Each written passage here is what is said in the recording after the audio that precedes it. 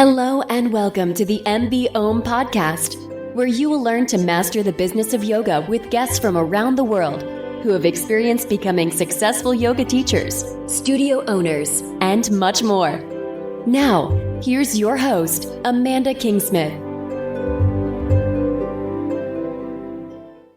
Hello and welcome to another episode of the MBOM podcast. I'm Amanda and I'll be your host for this and all episodes of the show.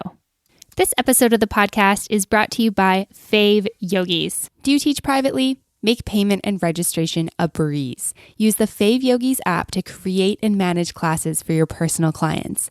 Life is just easier with autopay. You can forget about remembering to Venmo, or if you're up in Canada, sending an invoice, an e-transfer, or a PayPal, depending on where your clients are in the world. With FavYogis, you can use autopay to enable repeating payments. This will save you so much time and make things so much easier. You can also keep your calendars in sync. Google Calendar integration automatically updates teacher and student classes when you make changes. It's still just your yoga. Teachers add classes, students add teachers and students stay connected. Head on over to the App Store and find FavYogis, FavYogis. Use code MBOM and let them know that I sent you. This episode is also brought to you in part by Ana Luisa.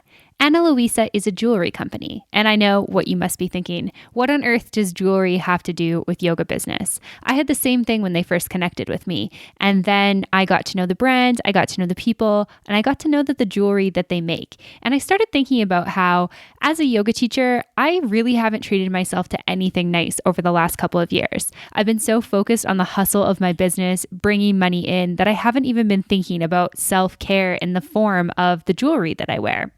One of the reasons that I really love Ana Luisa is that they make jewelry that's recycled gold. I don't know if you knew, but it actually takes 20 tons of earth mining to produce a single ring of gold. And with Ana Luisa, they use 100% recycled gold in their products. This is a huge win for me. On top of that, a lot of jewelry that we buy ends up being cheap, breakable, and it's rarely recycled. It's a huge waste for the environment. Ana Luisa's products come from the same jewelers as Tiffany's and Louis Vuitton, and they are very confident in their quality. And after trying their products, I can feel the exact same way about it. But the great thing is that it doesn't come with the big price tag. For the first time in years, I'm treating myself to jewelry that is high quality, great for the environment, and it looks good. They have stuff that is everything from daily wear to stuff you could wear to a wedding or a big event. And for me, that's the perfect fit with jewelry. So if you have been like me and you haven't really been splurging on anything because you're hustling in your business too, but you really want to give yourself maybe a little bit of love through the form of jewelry, something that's affordable, good for the environment, and is going to last a long time, head on over to analuisa.com/MBOM. It's ANALUISA.com/MBOM, and they've got a little discount for you over there. And as always, thank you so much to the sponsors of this episode for supporting the show, and I hope that you guys can go support them in return.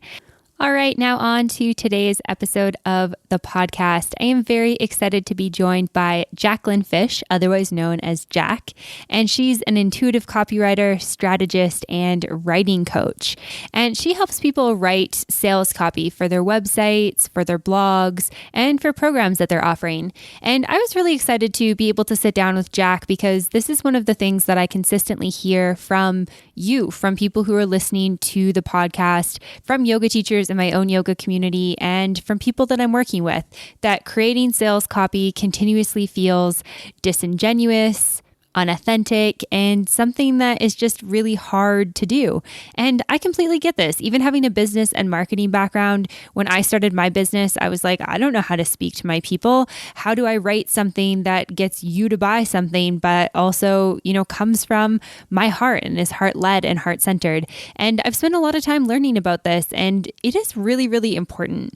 If you are offering a service, but people don't know about it, you really can't sell it. You really can't help people. And so sales is a part of the process. And this entire episode is about selling, creating sales copy, why it doesn't need to be icky, how to create copy that feels really good for you, how to create stuff that feels really authentic to your business. So I hope that you guys really enjoy this episode. And without further ado, here is Jacq. Jacq, welcome to the podcast today. I'm super excited to have you here with me. Yay, thank you so much. And there's so much that I want to pick your brain about when it comes to, sales, copy, writing, all that kind of stuff. And I think a good place to start is to back up a little bit. Can you tell me a little bit about yourself, your business, kind of how you got into what you're doing today? Sure. So as many business owners, it's not a straight and narrow path because that would be boring, right? It's long and windy. So I spent 12 or 13 years in the corporate world, corporate America. Like any good corporate ladder person, I was really good at climbing the corporate ladder. I did mostly management consulting, working for big government stuff, crisis communication stuff with BlackBerry. So very large companies. And I was plugging along in my career, doing all the things, getting the promotions, doing the things. And then after I had my son, so he's 10 now. So this is a little over 10, less than 10 years ago, after I went back to work after maternity leave with him. So I was like, what am I doing here? I remember sitting in a meeting with a bunch of people and like, I don't care about any of this stuff. And it was like, that kind of set the spark of like, okay, I need to do something else, but I don't know what.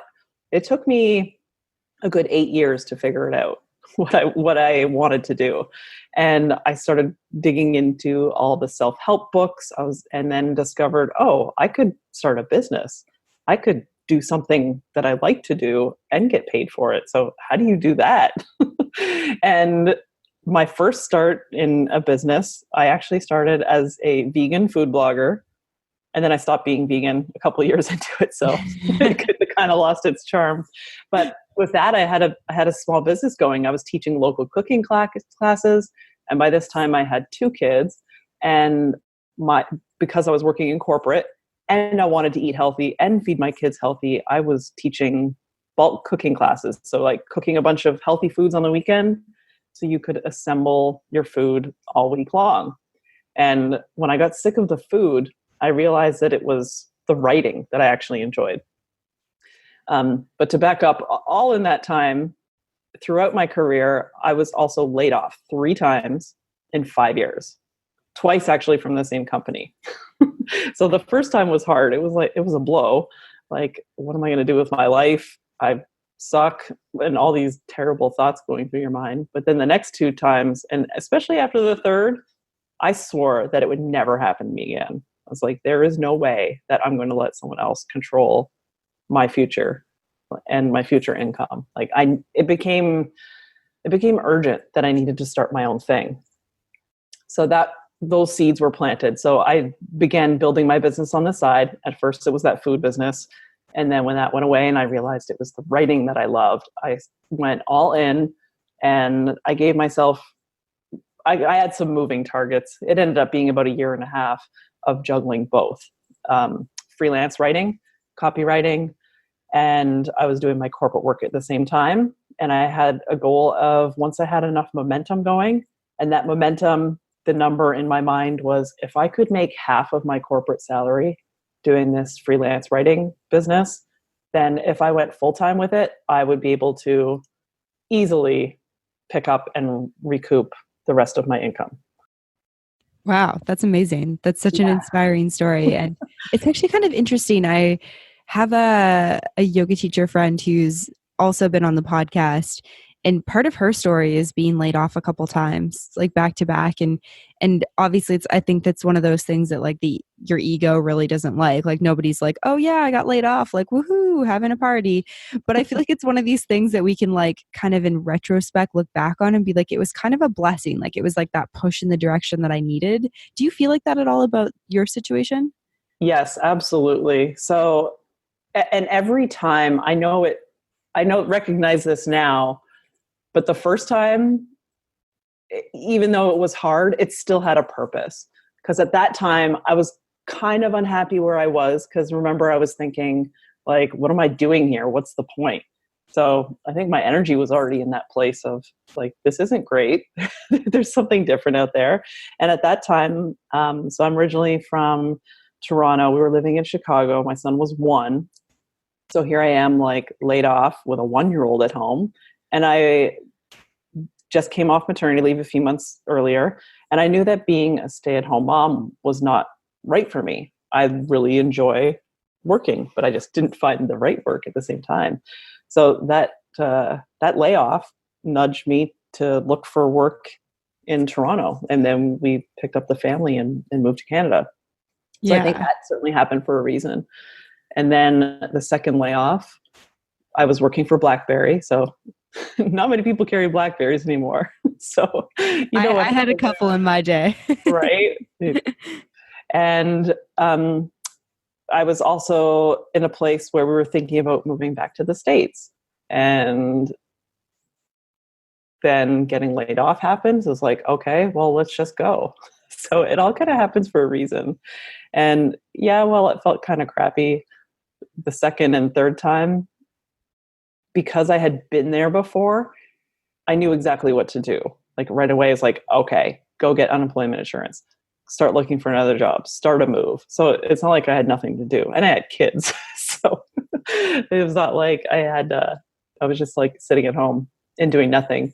But by the third layoff, I knew it was happening because I've seen it happen so many times. You get like a random meeting request for a weird time, like 2:10 p.m. Like no one has meetings at that time because it only takes 10 minutes to lay people off. And whenever you walk into a meeting and see an HR person there or someone that you don't know, you're like, yep, this is happening. So the last time I actually walked in there and I started laughing, I was like, okay, I know what's happening. Just tell me what the severance is. Yeah, let's skip to the important stuff. We don't need to. And I literally skipped home that day. I was like, yes, I'm free. But I wasn't free enough in my business. I wasn't making enough money in my business at that time to go full time. And I did find another job. But I did find another job that was more in line with writing and communications. So I could get those skills I needed, get more experience, get connections. And I went in there knowing that I was going to build my other business on the side. Right. Yeah. That's amazing. And I find it interesting because I'm thinking about how much this parallels a lot of yoga teacher stories that I hear. Like, people start teaching on the side. They want to make it their full-time thing, but they're not quite making enough money. And then it's starting to look for opportunities kind of in that industry. Like maybe it's managing a studio or working at a gym or, something like that. And then it's like you finally make the leap to full-time. So kind of cool that parallels a little bit. I'm also curious just because I think making that leap is really scary. Like it's something that I've done where it's like, okay, well, like now I'm 100% dependent on myself and my own hustle to get paid this month. What did that kind of look like for you? Yeah, it was scary. And because I needed to have enough momentum going so that I could dive right in and keep that growth going. So it wasn't an option for us to just get rid of my income completely. We were a dual income household, and to just take that away, like it couldn't happen. So yes, it was definitely a little bit scary. And so I did some practical things, like while I was growing my business on the side, I would just bank all the money I was making from my business. And so I had a small savings. It was not a lot, but knowing I had like a little bit to fall back on. And then it was like a non-negotiable. It's like, this is happening. I'm doing it. I'm going to believe, and I'm going to do all the things to make it work.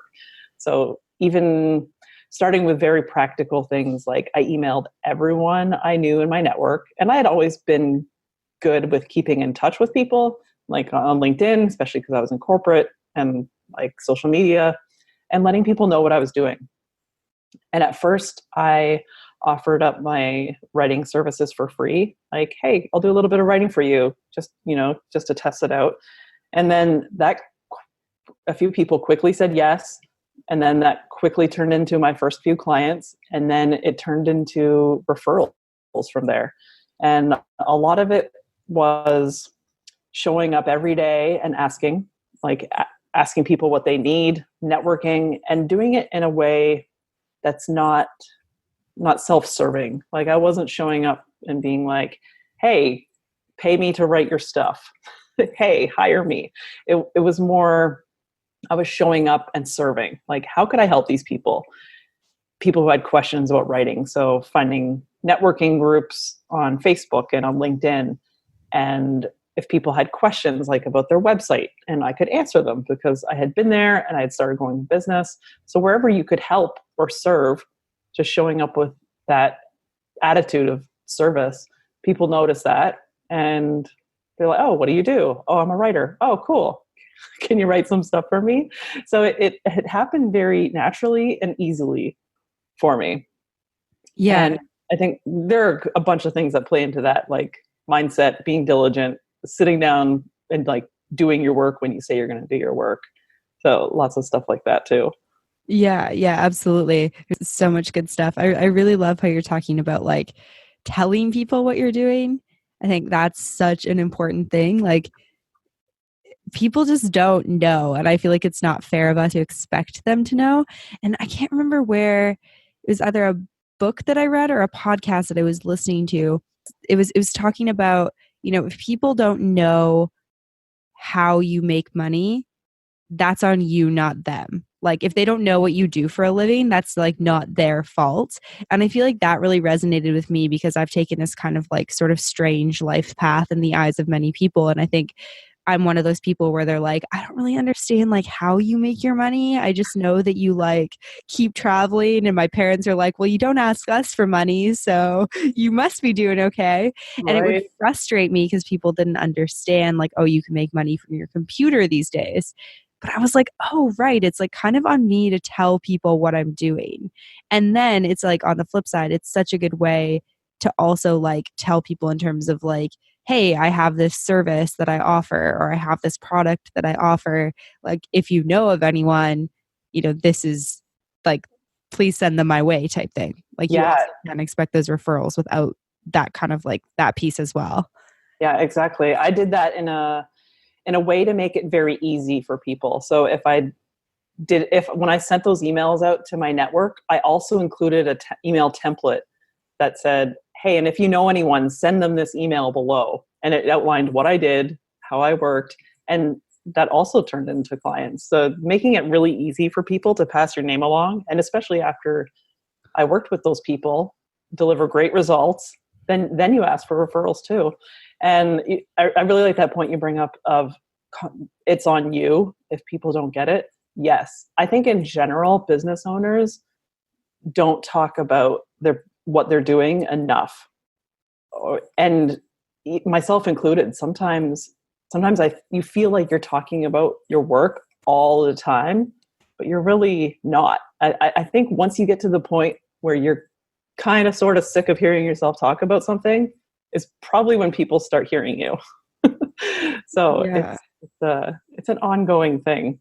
Yeah, absolutely. Yeah, I don't know if you find this at all or what kind of your like personal network looks like, but I know for me, I feel like sometimes I'm in like a group of friends and it's like people don't want to talk about work. And sometimes it's a bit confusing to me because I've been so intentional about like leaving the things behind that I didn't love and building a work life that I do love. So it's like I'm happy to talk about work like pretty much constantly because I like genuinely really love like what I do.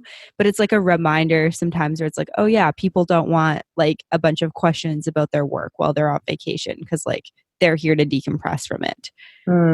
That's been an interesting one for me. Yeah, I feel the same way. I love my work, so I don't feel like bad talking about it. It's part of life. Like I think we're meant to do meaningful work. So yeah, I'm going to talk about some of that stuff. But yeah, a lot of people in person don't get it. They still don't really understand what I do. They're like, so you write for people and you host like these writing marathons, which is a whole other thing. But people are like, what is that? What does that mean? What do you mean online? Do you work with people in person? No, not very often. So it usually requires lots of explaining to my offline network. Yes, absolutely. I can definitely relate to that. And so you built up enough kind of like client to let your full-time job go. Is that kind of like what the next step in your journey was? Yes, it was. And so today's April 3rd that we're recording. April 1st, 2 years ago, was my official full-time starting my own business day. That was the day I went full-time. And yeah, it was exciting.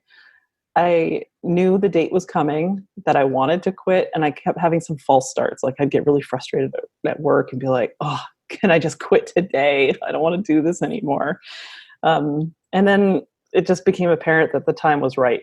And then I think I had my resignation letter written in advance, like 6 months in advance. And I kept updating the date on it until the day that I finally set that day.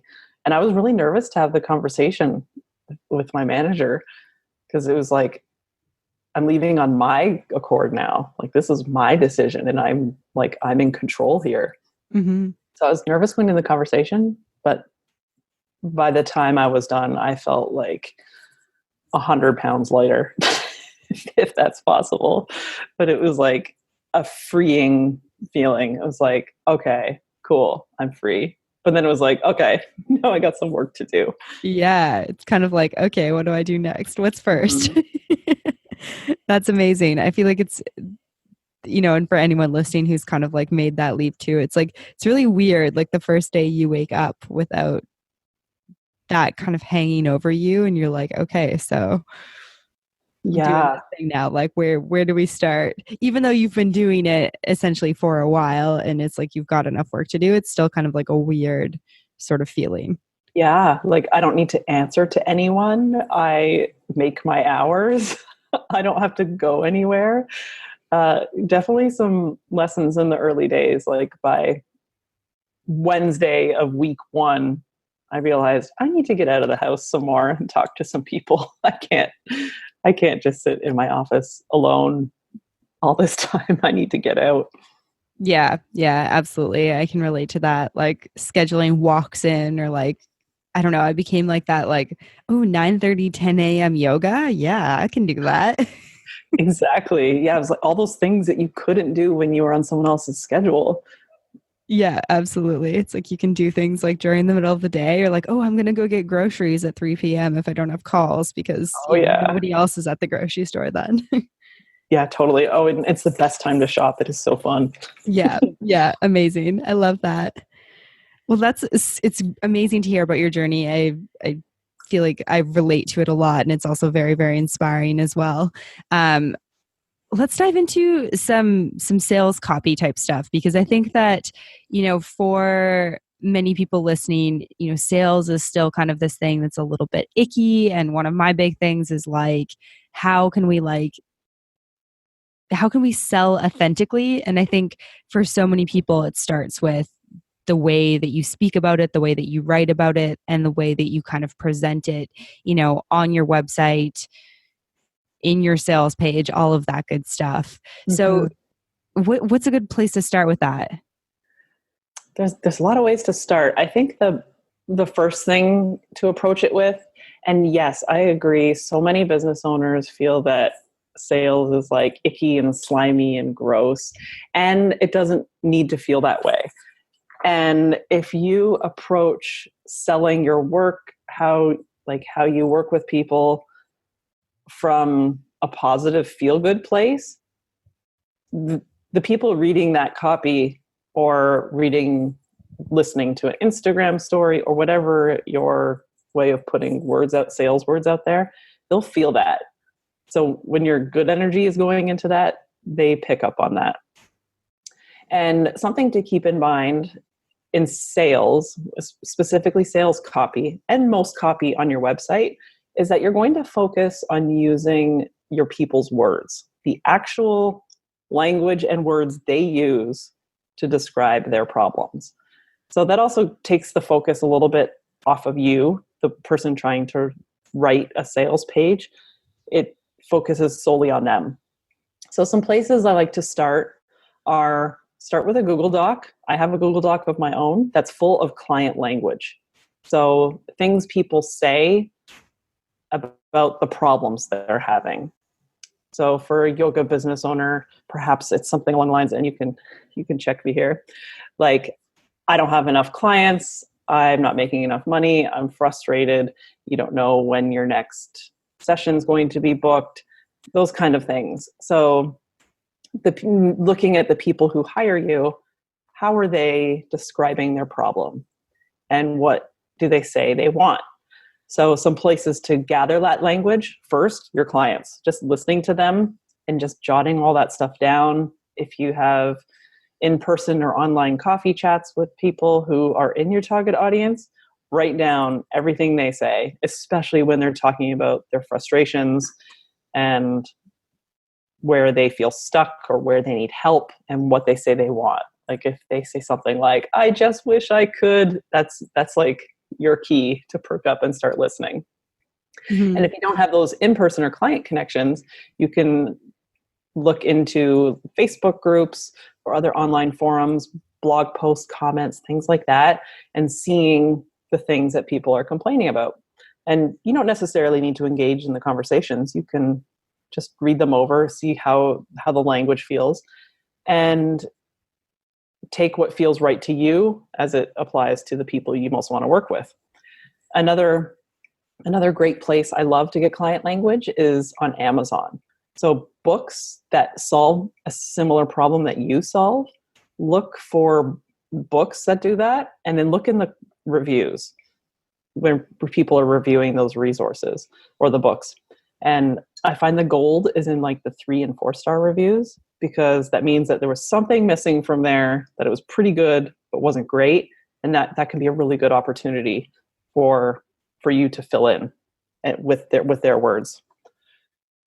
Yeah, that's amazing. I was just thinking about like how those people, it's like those people connect to something that maybe they don't even realize that they like needed, like with regards to those 3 and 4 star reviews. Like your product and service isn't necessarily like terrible, or maybe it's not even bad, like maybe it is good, but it's just like the wording didn't quite hit home for these people. So I think that's a really, really awesome idea.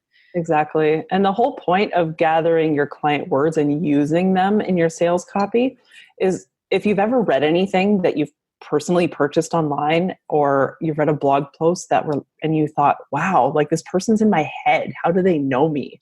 And it's just because they were listening.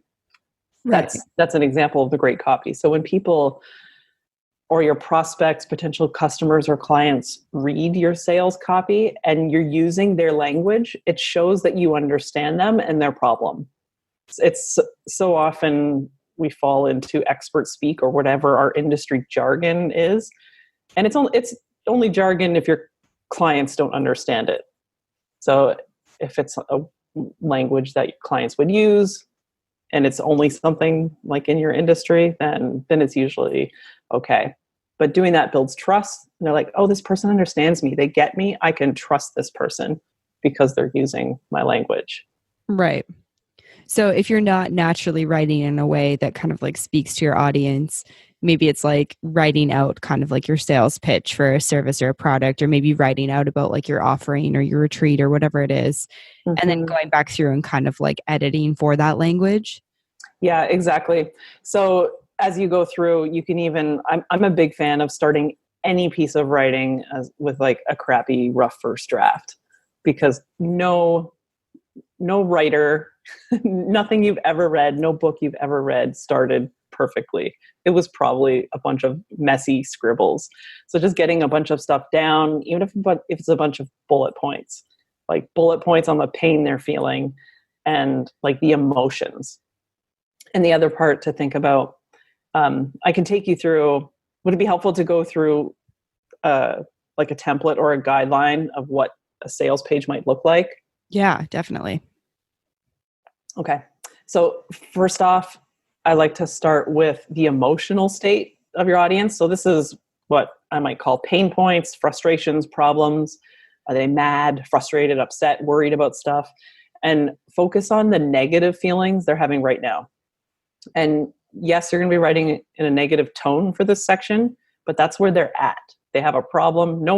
If people have a problem, but they're feeling happy about it, they're not looking for help. So communicating it in this way helps you connect with them. And when you're writing, act as if you're speaking directly to one person and you're reflecting their words back to them.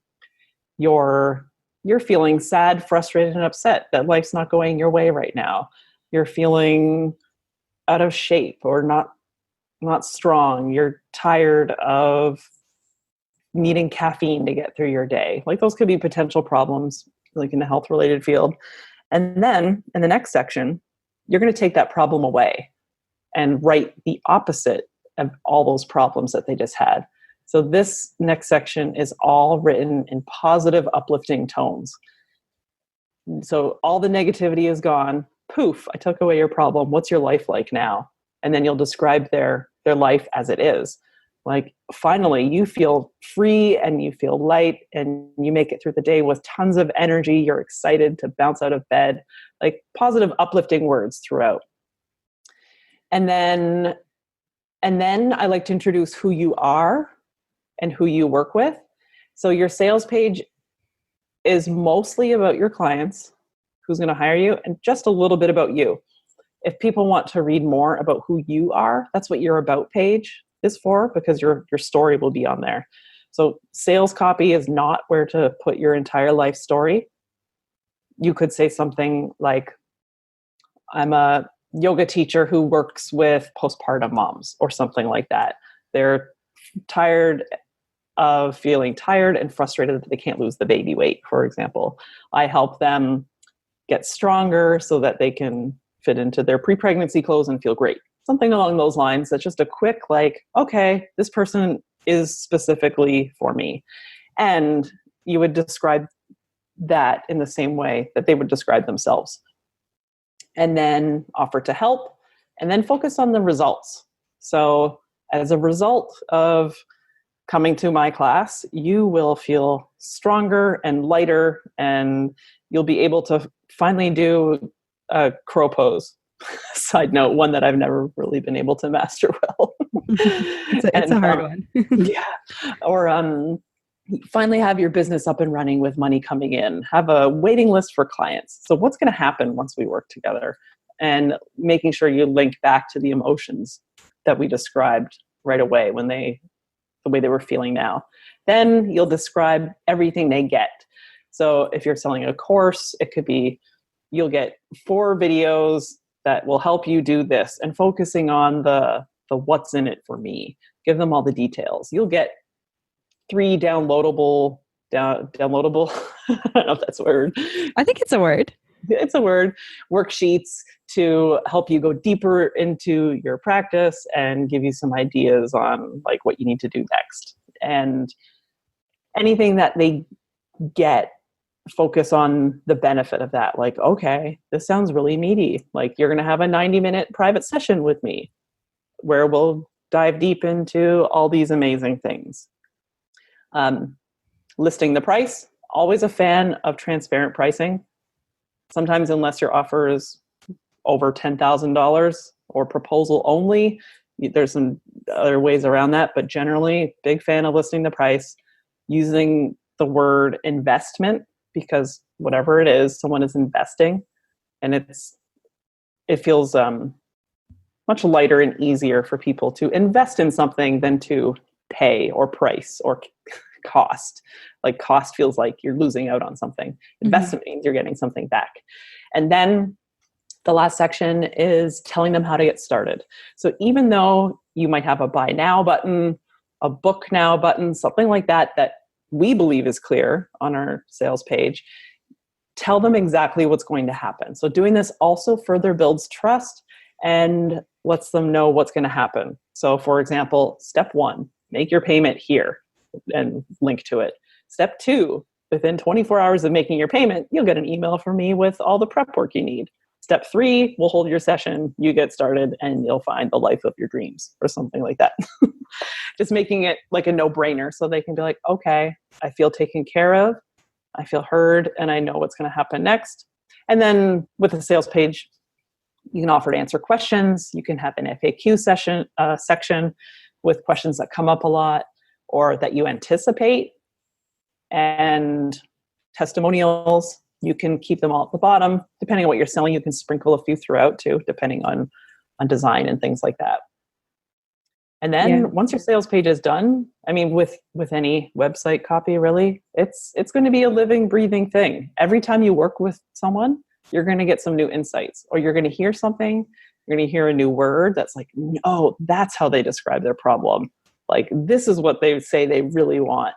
You're going to be constantly tweaking it, and every time you sell one or deliver an offer, you'll have more insights that you can use to just make it better and better. Hey, yogis, we're just taking a quick break from the podcast to talk about getting more students into your yoga studio. Are you a studio owner that's working 16 to 18-hour days but still struggling to grow? Or are you a well-established studio with healthy monthly revenue but membership growth has plateaued? If either of these sound like you, I've got the perfect solution. Most studio owners get marketing all wrong. Tell me if this sounds familiar. You're writing blogs, posting daily on all the social media sites, sending out email newsletters, blah, blah, blah. While these activities might get you a new member or two eventually, it will take months or even years before they pay off. You need new members today. Starting in July, Ron Medlin, owner of Rebel of Growth, an agency that focuses specifically on helping yoga studios grow memberships, is hosting the 30 Members in 30 Days Challenge, where he'll show you how to add 30 new members to your studio in the next 30 days.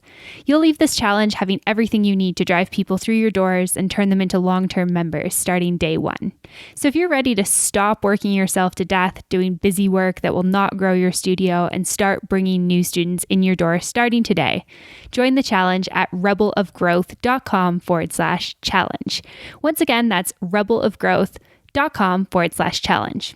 Oh, and did I mention that the challenge is totally free to join? It's going to be super fun and a great way to get new business into your yoga studio. This episode of the podcast is also brought to you in part by Offering Tree.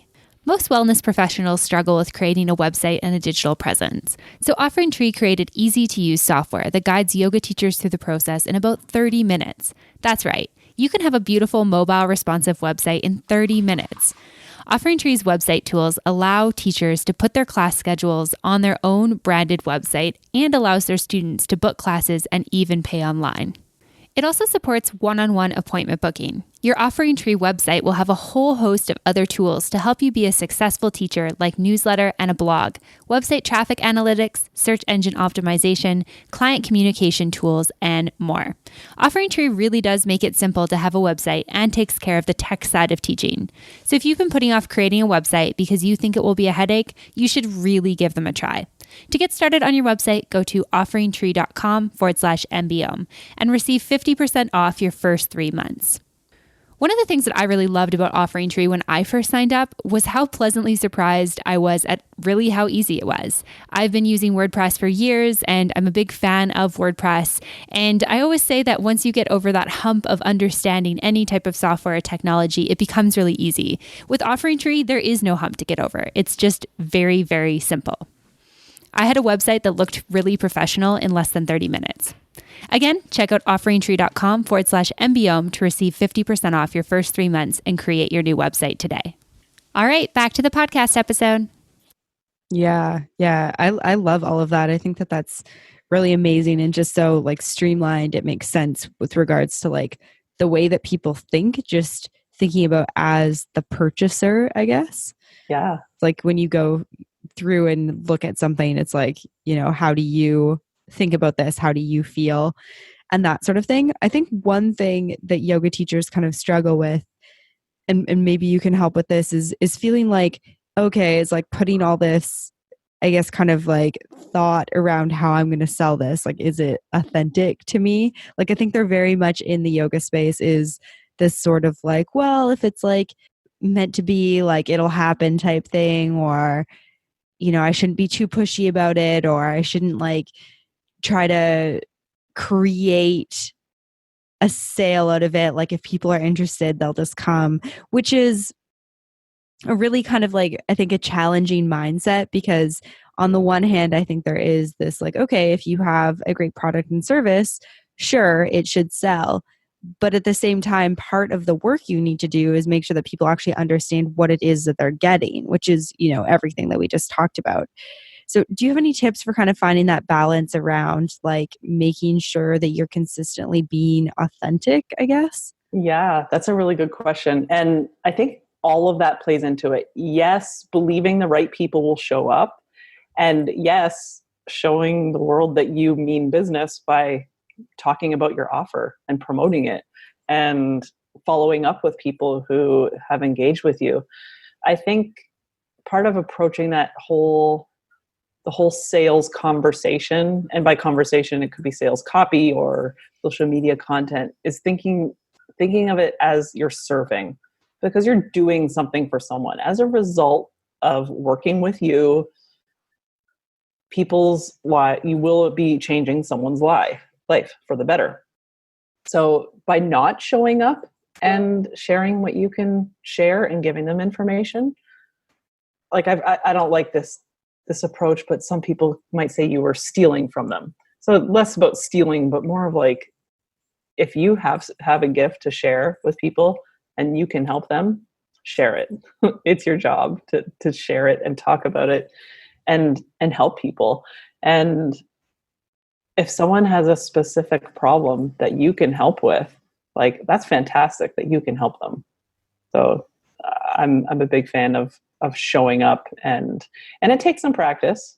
And once you deliver a few times and see some results from people, you get that confidence and you're like, yep, I can do this. Let's keep going. Like, one more. And sometimes it's just working with a few people for free and just building that confidence muscle, and getting used to delivering, seeing results, and then seeing how you can constantly improve.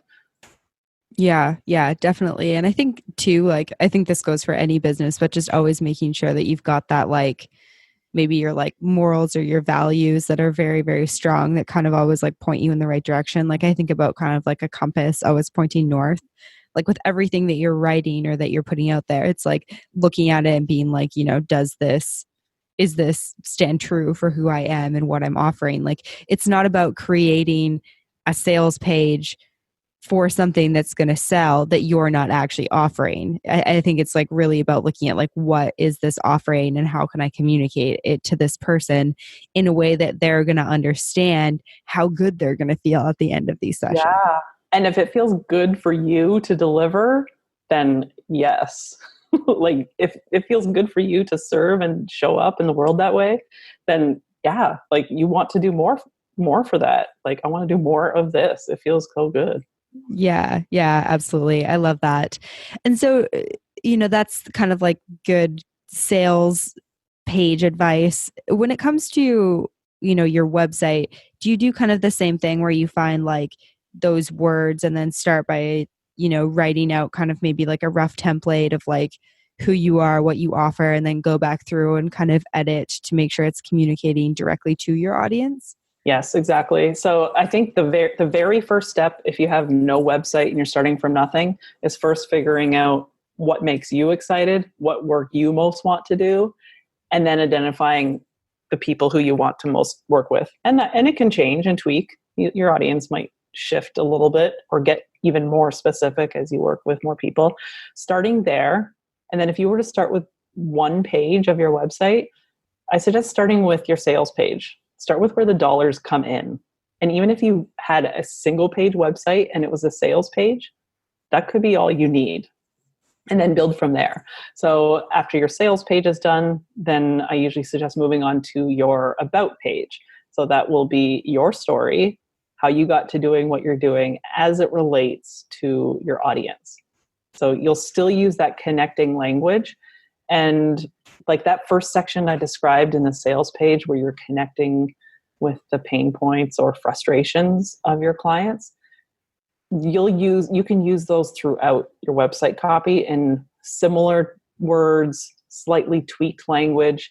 As much as we would love, and especially as a writer, as much as I would love it if every person read every single page, every word on every page of our website, people don't. People skim. And even if there is some overlap or some repetition in the language you're using, that's great. I think it shows consistency and it's consistent in your message. And after you do your about page, usually I suggest doing your landing page or home page last. And in general, when someone lands on your website, like your landing page, they should like ask yourself, would the person I'm trying to target know that they're in the right place by reading this? Would they know this is for them and get a good sense of who I serve and who I help and if they're in the right place? And going through with that filter and doing that on every page will help make your website copy read streamlined and cohesive and all part of the same package. Yeah. Yeah. I was just thinking about how, it's kind of like when we do writing, and maybe you can speak to this more specifically. I feel like there is like, we've got to kind of look from like a couple of different lenses. Like, I feel like there's like, okay, what is the copy actually communicating? How does it make me feel? Mm-hmm. And then it's probably looking through like the lens of like, hey, I'm a person that just came on here and I'm very much like skimming, like what's catching my eye, what's kind of interesting. And obviously that's a little hard to do because everyone might be a little bit different, but I think there's ways that you can kind of like direct people's eyesight to the things that you actually want them to catch. Right. And then there's like, okay, is it like grammatically correct? Does everything make sense? Is it like flowing in the right direction and that sort of thing? So it's kind of like, it's not this one and done thing. And, you said this before too. It's like you create a sales page and then you're consistently nurturing and changing it as you get more clients that are giving you more language, et cetera, et cetera. But it is very much like these different lenses that you do kind of have to like check your copy with. Yeah, definitely. There's a lot that plays into that. And if you have a trusted friend who would be in your target audience, and if you can get feedback from a few people like that, and then also, make sure to filter the feedback. It can be easy to go down. Feedback can be a rabbit hole that you might not get out of. And sometimes you get caught up in trying to make too many people happy when it needs to really please you. And then in general, like sweeping advice for your whole website. A common mistake I see people making if they come from academia or corporate world is that their language on their website is very buttoned up or corporate. In general, website copy is short, punchy sentences, lots of contractions, lots of conversational tone. So see how you would, reading it out loud is a good filter for that. Be like, would I be comfortable saying this out loud? And if you wouldn't, then you might be able to weave in some more conversational language or some simpler words instead of using a super fancy word. Always a fan of clarity and simplicity over trying to sound smart or witty. Right. Or like try to impress people, because that can often just land in confusion, and confused people don't buy. Yeah, for sure. Yeah. I mean, there's so many different elements to it. And I think it is like a reminder of like, write it, rewrite it, read it. Like, I think it's totally makes sense to me. Like if you read something out loud and you think you sound a little bit stupid or you're like, I'm not buying it. Like it might be like, okay, let's just shift it a little bit. And I've totally done that before where I wrote something and then I'm like, I would never, ever say that. Like I would never say that out loud to another human being. And I'm like, okay, like that's clearly not working for me. Cause I think that's a part of like, hey, what I'm communicating to my audience is, who I am and what I offer, but then it's also like trying to speak to those people. So it's that balance of like, I am who I am and I'm attracting the people who are going to be like the right audience for me, but then I'm also speaking directly to those people. If I feel like that's a little confusing, but does that make sense? Yes, I know exactly what you're saying. Okay. Hopefully listeners aren't like, oh, this is like a dog chasing his tail type thing. But yeah, I mean, it's just not so, I think people think like the technical side of, maybe building a website or building a service or a product is like the challenging part, which like, sure, yes, these are actually challenging aspects. And I acknowledge that. But I think that, the copy can be something that we really do need to spend time with and come back to and look at again and again. And it's making me think about copy on my website. I'm like, oh, I should go back and like revise again. I was revising stuff on my website last night. So it absolutely is ongoing.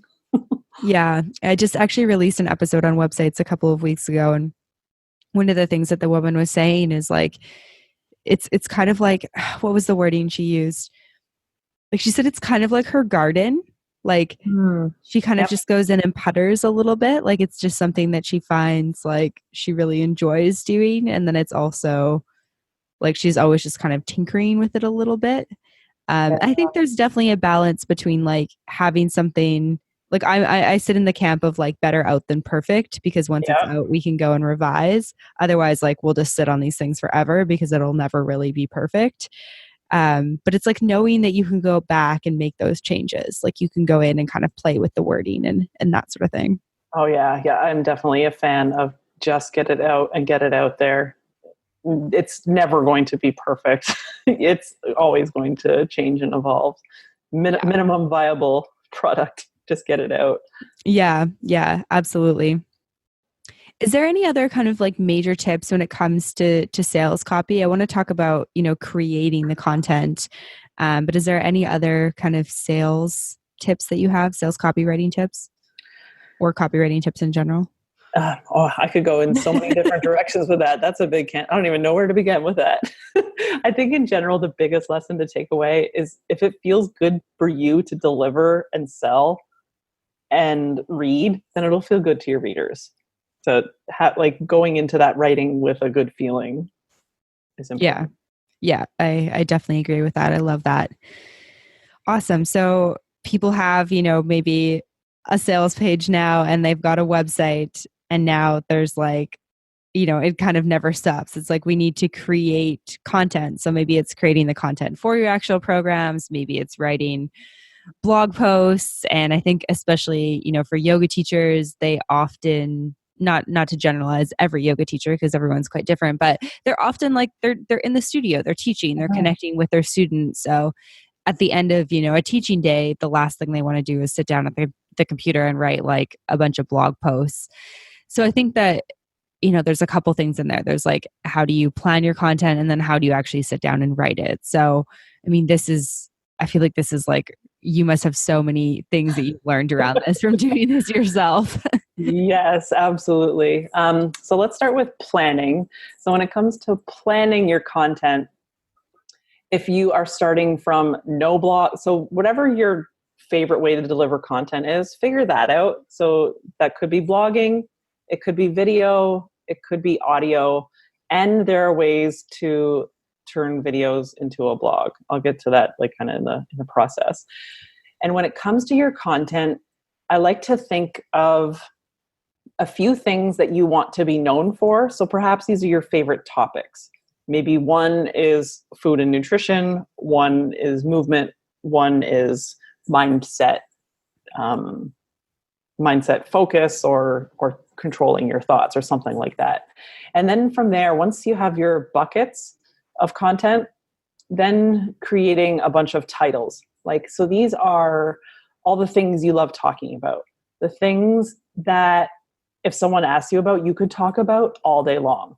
The stuff people are constantly asking for your advice on, especially if it's something that you share over and over every day, you find yourself saying something. It's like, that could be a content topic. Like, totally take that. And I like to start with a huge list of like brainstorm whatever topics come to mind. And then you can go back and organize them into buckets. And some might totally overlap into both, which is totally fine. It's just a way to have a little bit of boundaries around your creative process there. Otherwise, you can just kind of go crazy. And then once you have a big list, one other thing for your list. What makes you compassionately angry is another good prompt. Like things that bother you about your industry, things that you want to change in the world, things like that can also be great topics. So I currently have a list of, I think my list is like 60 topics long of things I could potentially write about. And then it depends on how you prefer to create, if you want to plan. So sometimes, and I'll do this for clients, give them like, here's what you're going to write about the next 4 weeks, or here's what you're going to talk about. Another thing also plays into the timing and writing of your content. If you are launching a course or a program, or a retreat or something like that, look to the date that you're going to be hosting that, and then back up a few weeks, maybe 4 to 6 weeks. And what would people need to know to want to buy that thing, attend your retreat or something like that? And then write on those topics. And depending on how you like to create, sometimes having a loose plan is great. Generally, I don't suggest having your topics planned for an entire year in advance, because, I mean, your business will change and you will know more next month than about the next few months than you normally would. So usually I don't like planning out further than a quarter. And it's all changeable. You can choose a topic to write about next week and then change your mind and say, nope, not going to do that. And of also approaching content like it's definitely something that's get it done, get it out. You don't need to spend a ton of time on it, because your blog will live on. Like, it's only as recent as your last blog post or video, podcast, however you do content. Another way, if you've been creating for a while, is to look back at old content, see which ones you have a new, fresh update on, or it's been a couple years and it's kind of stale, but it was a really good topic. So you want to rewrite it or give it a new title, put a new spin on it.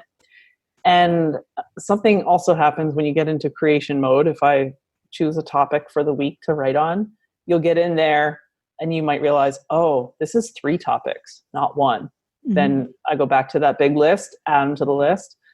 Content ideas are everywhere in our conversations, in day-to-day life, especially in unrelated industries. Kind of an uncommon place to look.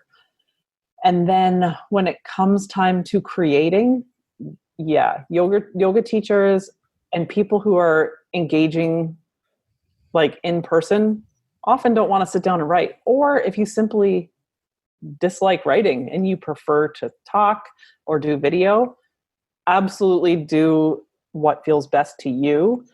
And if you prefer video to writing, what I often suggest some people do, especially if they're too busy to write, is to use talk to text and record an article that way. So I'll often do that myself, even though I'm a writer. Sometimes I prefer to talk stuff out because I spend so much time staring at a computer and I don't want to stare at a computer even longer. Mm-hmm. I will grab my phone, send myself a voice memo, like talk to text, and then go in and edit it. And often writing can happen a lot quicker that way, because you'll have some copy to work from that you can easily adjust, tweak, move around, instead of starting from a blank page, which can sometimes feel a little bit daunting. Yeah, it's like a little daunting, a little scary. Yeah, but talking it out first can totally. I can talk out a blog post in maybe 3 minutes or less, and it's rough. And then you'll go back and edit.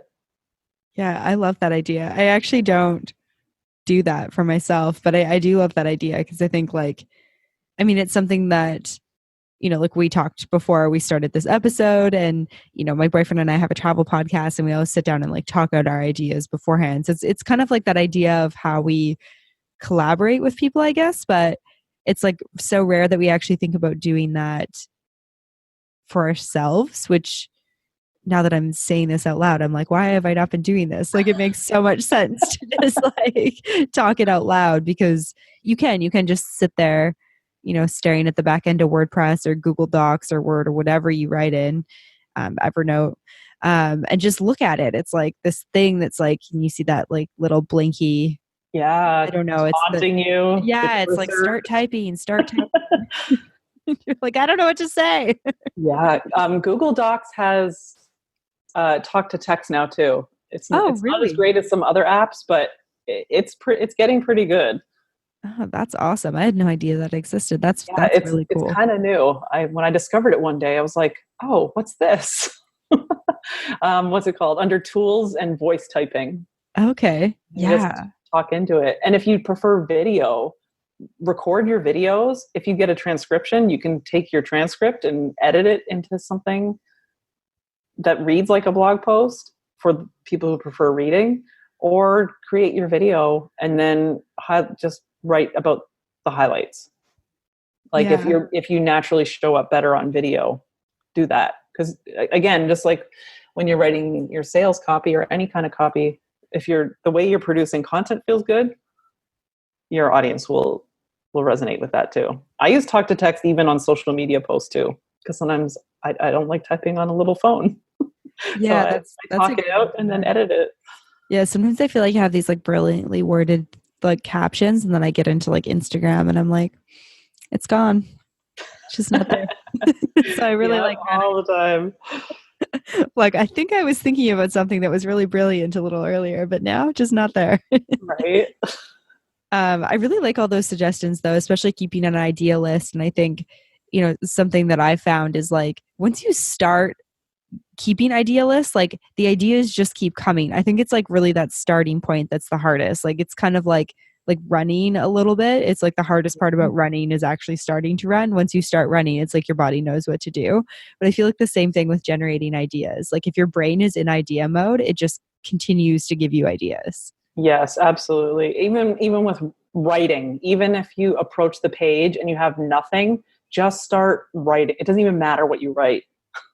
You can start writing your to-do list, like writing an email instead. Just getting it's like putting your gym shoes on. Like that's the very first step to getting outside. It's putting your shoes on. Yeah. So once your shoes are on, may as well like go for a run. Leave the house. Yeah. So once your blank Google Doc or Evernote or Word doc is pulled up, you may as well just start writing. Yeah, I like that. And then in terms of scheduling, blocks of time to write, like do you have kind of a dedicated time in the week? Do you schedule time each day? Do you batch content? I feel like that's a lot of questions all at once, but that's okay. The actual like execution process of that.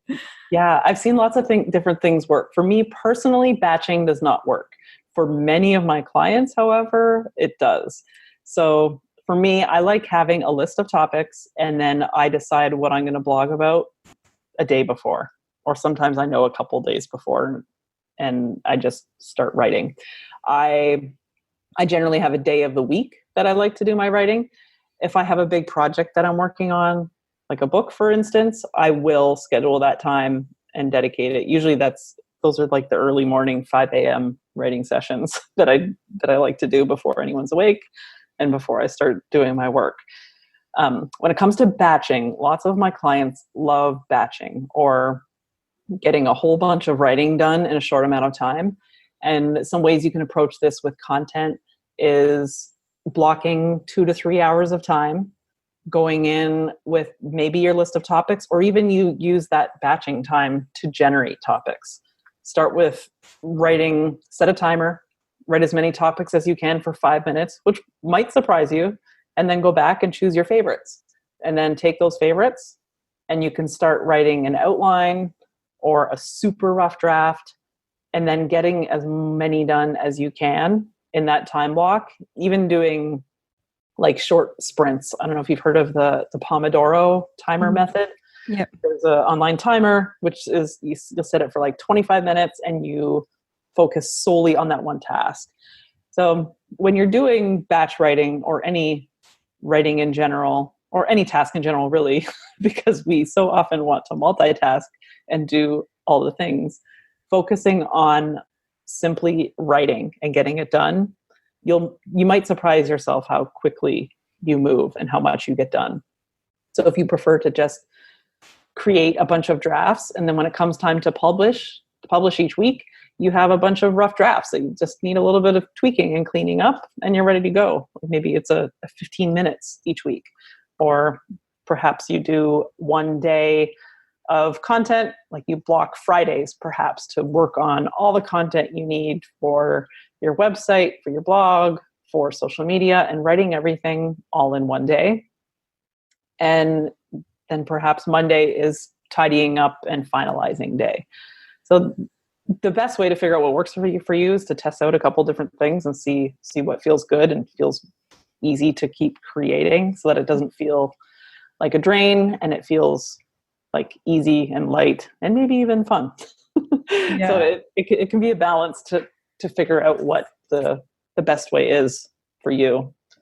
Yeah, absolutely. I think that's a really good point because we all work a little bit differently. And I think even I found like some things I like to batch, some things I don't. I find social media, I can do like batch scheduling and that's fine. I kind of get in this like nice rhythm. The captions feel a little bit less daunting to write after I've written a couple of them back to back versus like sitting down and writing like 5 blog posts in a day or even recording a bunch of podcast episodes. Like I think it's too much for me. So it's like I'd prefer to have that stuff, like dedicated time each day to that type of stuff. So yeah, I love that. Just finding like what works for you. Yeah, exactly. Another way to make that whole creation feel easier, or like, what do I talk about on social media? So this is kind of a spin-off of content. I find a lot of people get stuck here. What I usually like to recommend is think of whatever your main piece of content is for the week, or if you do every other week, whichever, whether that's your blog or your podcast, think of that as your anchor. And then what I like to do is take that blog post and turn that into a daily social media post. So that's like taking one quote, one line, one main idea, and then all week long, that's what I talk about on all my social media channels. It gets rid of that, what am I going to post today? Like, I don't have any pictures to share today, or I don't have anything to talk about. I'm going to talk about whatever I published on Monday as a blog post all week long. And it just takes the thinking out of it and makes it one less thing to think about. Yeah, I love that. In my advanced teacher training that I'm in right now, we've been working a lot on theming classes. That makes me think about like taking that concept and putting it into your business. So it's like you have almost like a theme for the week. It's like you've got this blog post and then you kind of like share, maybe key lessons or tidbits or quotes or whatever you want to on your social media that week. And it kind of becomes like the theme for the week. Yeah, absolutely. It makes it so much easier. And then you can create those posts in advance too. Once you're done your blog post or whatever your favorite way to create content is, just pulling them out of that article right then and there. So you don't have to go back into it and find it. Just having it done and ready to go makes it easy. Yeah, that's awesome. I love that. Do you have any other tips on content creation that you've kind of learned through your business?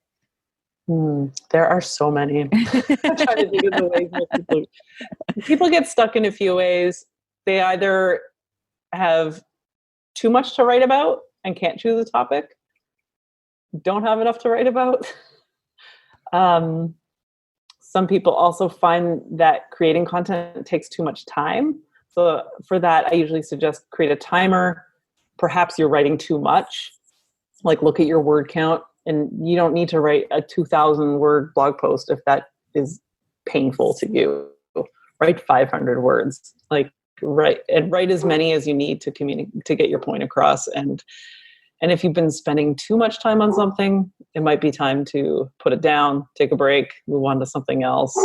Just getting it done. Get it done, move on, so you can go on to your next piece of content. Yeah, and absolutely. In general, thinking of it as building your body of content. So that one blog post is not the be all end all of all blog posts in time ever. You're going to create so much throughout your years in business, and your voice will change and grow. And as you get practice blogging, the only way to get better at writing is to practice. Yes, I love that. I think that that's such an important reminder, is like, if writing's not your strong suit, then you should probably just keep writing until it becomes a little bit more natural. Like, it's kind of the idea of like, I guess applying to yoga is like, yoga teachers are like, come to yoga, and people are like, I'm not flexible. And it's like, well, come to yoga and you might get more flexible. And I think it's exactly writing for sure. Yep. Same advice applies. Yeah, amazing. Well, I want to be conscious of your time. This conversation has been amazing. I think I could keep you on this call all day just picking your brain about this stuff. But yeah, I could totally talk about this all day. It is so fun. Yeah, no, this has been really awesome. Where can people go to find you if they want to, schedule a call, maybe work with you, just learn more about your offerings and that sort of thing? Yeah, best place is on my website, and everything is linked up from there. It's at JacquelineFisch.com. Awesome. And I will make sure that there's a link to that in the show notes so that people know how to spell your name and all that good stuff. But yeah, thank you so much for this conversation. Yeah, thank you. This was a lot of fun. All right, guys, I hope that you enjoyed that episode of the podcast with Jacq Fisch on sales and sales copy and creating great copy. And hopefully you're feeling inspired to go out there and write something that feels heartfelt and authentic for your business. Like we mentioned in the podcast, you can find Jacq at jacquelinefisch.com. So it's JACQUELINEFISCH.com. There's a link to that on the show notes at mbomyoga.com. As always, you can find me on Facebook and Instagram at Mastering the Business of Yoga. You can join the private Facebook community at Yoga Business Badasses. And if you have any questions, comments, or feedback, you can shoot me a message at info@mbomyoga.com. As always, thank you so much for listening to the show, and I'll see you next week. Okay, namaste.